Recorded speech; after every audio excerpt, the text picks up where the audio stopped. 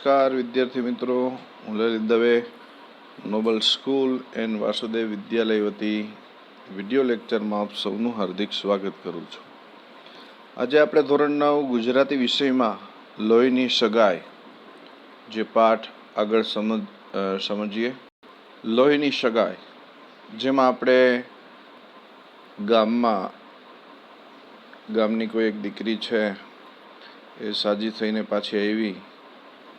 પછી મંજુ કાકીએ પણ, અમૃત કાકીએ પણ છે એ મંગુને દવાખાને મોકલવા માટેની તૈયારી કરી હતી, વિચારતા હતા.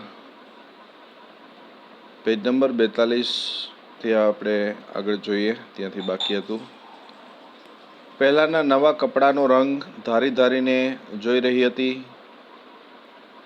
ગેલમાં આવી ગઈ હોય તેમ અમૃત કાકી સામે જોતા એ હસી પણ ખરી. એ સમૂહ અમૃત કાકીનું દિલ કપાઈ ગયું. ઢોર પણ એને જે ખીલેથી છોડી બીજે લઈ જવામાં આવે છે, ત્યારે નવા ધણીને ઘેર જવા આનાકાની કરે છે. મંગુને એટલું ક્યાં ભાન હતું.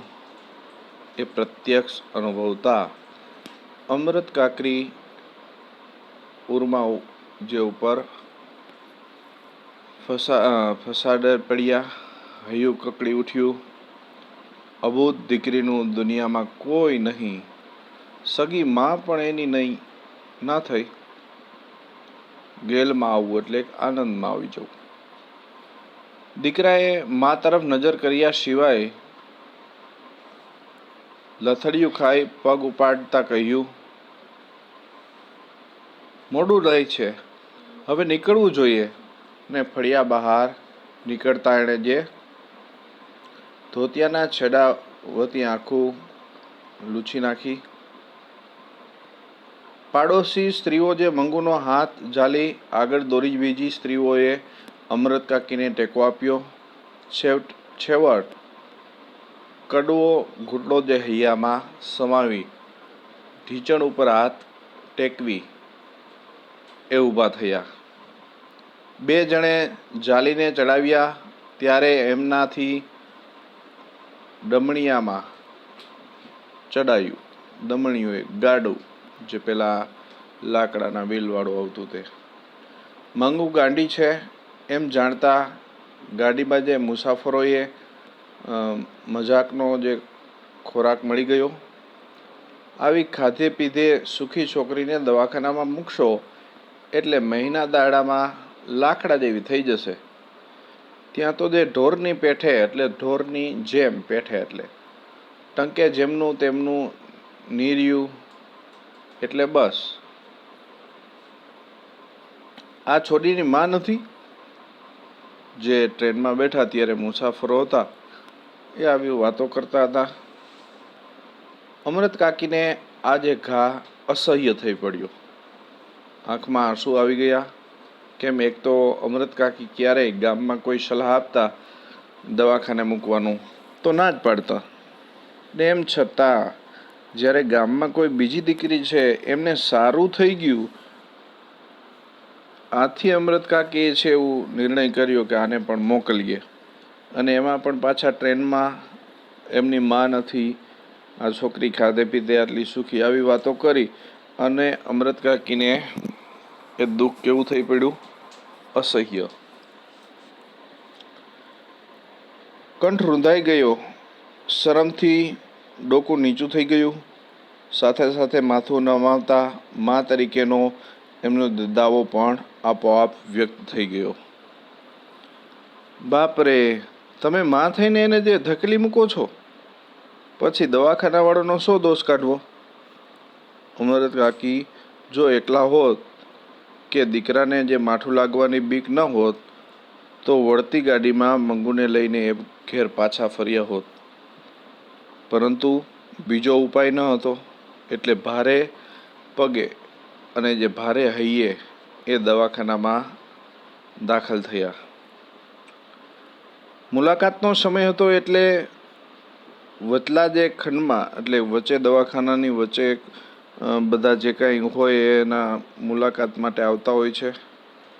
ઘણા દર્દીઓ અને એમના જે સગા સંબંધીઓ છૂટા છૂટા બેઠા હતા.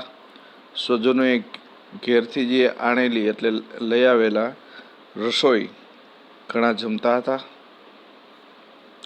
અમૃત કાકી પરિચારિકાઓને એટલે ત્યાં જે હોય જાણીતા તેમને તરફ જોઈ રહ્યા હતા. ત્યાંની જે દેખભાળ રાખતી હોય તે પેલી બાઈની જે પરિચારિકા હતી તે હસીને બોલી, હવે હું તમને બધું જે આપીશ. તમારા ધણી સારું સારું ખાવાનું લાવ્યા છે એ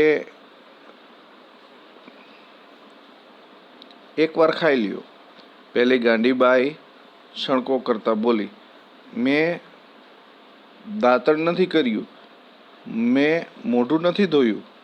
અમૃત કાકીએ જોયું તો એનું મોઢું ધોયેલું હતું, છતાં સહેજ પણ ખીજાયા વગર પરિચારિકા એટલે કે જે એક ગાંડું હોય એની પાછળ એમની જે ધ્યાન રાખવાળી હોય એ એમની જે પરિચારિકા હતી એ પાણીનો લોટો લાવી એમનું મોઢું ધોઈ દીધું. નૈષ્ઠિક વતી મોં ધોઈ એટલે કે નિષ્ઠાથી એમ નહીં ખાલી. અને અમૃત કાકીના હૈયાને ટાઢક વળી કે વાહ, અહીંયા તો સાડી સંભાળ રાખે છે. કદાચ ઘરે આમ કહે તો આપણે પણ એને ખીજાય, પણ અહીંયા એની પરિચારિકા છે એ મોઢું ધોયેલું હતું છતાં પણ એમને મોઢું ધોઈ દે છે. અમૃત કાકીના હૈયાને ટાઢક વળી કે કામ કરનાર લોકો છે તો માયાળુ. ડાક્ટર અને સ્ત્રી વોર્ડની મેટ્રન આવી પહોંચ્યા અને અમૃત કાકીના દીકરાએ મેજિસ્ટ્રેટનો જે હુકમ આપ્યો, માને સંતોષ થાય તે માટે સાંભળે તેમ સારી સારવાર કરવા જણાવ્યું. મેટ્રને કહ્યું, એ બાબતમાં તમારે ચિંતા ન કરવી.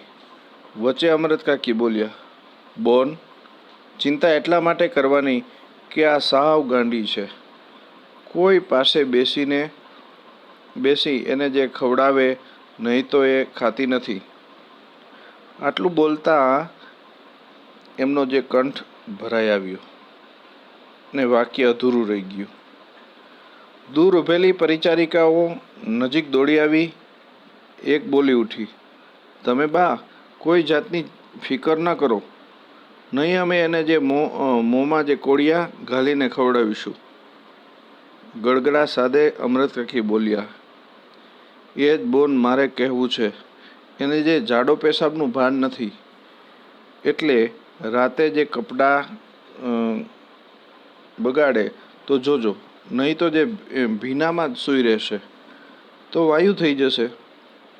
બીજી પરિચારિકા બોલી, રાતમાં 4-5 વખત જે તપાસ કરવામાં આવે છે. અમૃત કાકી રાતે બત્તી હોય તો એને જે ઊંઘ નથી આવતી.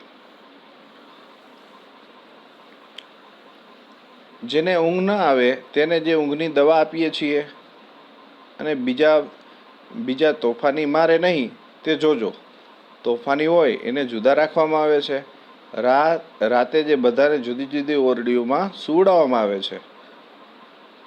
મળવા આવેલા મુલાકાતીઓ વિદાય લેતા ત્યારે દર્દીઓને અંદરના ખંડમાં લઈ જવા પૂરતું જે બારણું ખુલતું તે તક ઝડપી લઈને અમૃત કાકીની નજર 2-3 વખત અંદર ડોક્યા કરતી હતી.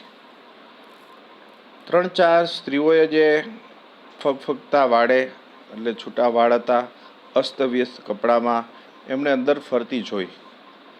એકે એમના જે ભણી નજર કરી અને છાતી કૂટી અને એવો જે ડોળો ત્રાસો કર્યો કે પછી મર્યા એ ઉપરથી એમને અંદરનું રહેઠાણ જોવાનું દિલ થયું.